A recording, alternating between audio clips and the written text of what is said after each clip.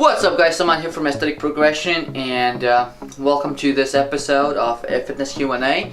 And today I'm also explaining one of the questions asked by a subscriber of mine, and he wanted to know what's the best cardio for fat loss.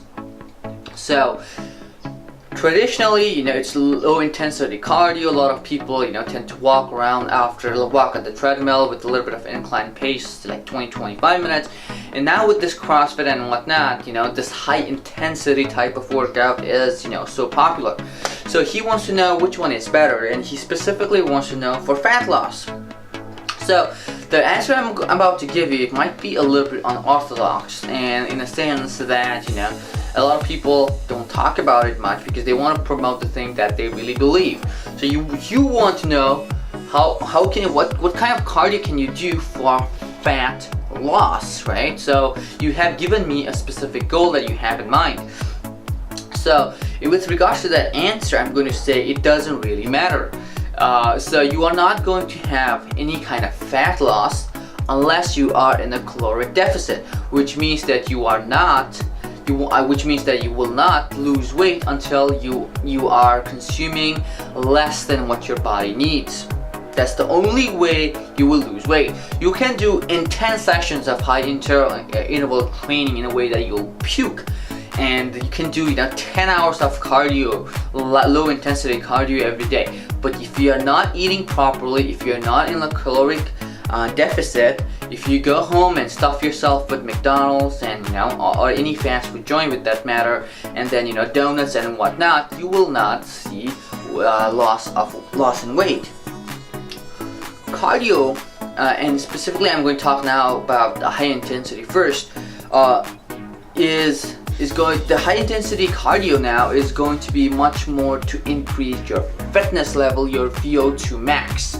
Okay, so yes, you will burn a lot more calories when you do a high interval sessions. Okay, there is no questions on that, and it will help you to get the same amount of caloric deficit by working out in a less time compared to low intensity training. But with that being said, high intensity cardio is a lot more complex than people might think. There are a lot of people that get injured doing high intensity training because they do not know what the hell they are doing. So a lot of people think 10 seconds of sprinting, 10 seconds of rest, or some different kind of versions of that, between rest and really fast paced exercise, and they just have that information, and then they go off based of that. But just like you can't just randomly pick a weight and start training the same fashion. Cardio is also the same. So if you are doing high intense interval training, you have to know what your VO2 max and what percent of that you're working, and then how many days you need to recover and stuff like that. So if you haven't kept those things in mind, then you obviously want recover, and then you will you will injure yourself, and then you will overtrain. Low intensity training, on the other hand, is kind of, safe. So the reason why I do quotation marks is because safety is kind of like an iffy word to use here. So if you are somebody that's training 10 hours a day, that's really, not common. But if I say if you're somebody that's training 2 hours a day, low intensity, that's what a lot of people do, right? They kind of like enroll in the gym first time, really motivated, they run around for 2 hours. I know I did it when I was a beginner, and then my brother did. He had this thing of burning 1,000 calories each and every day, and obviously that didn't work, right?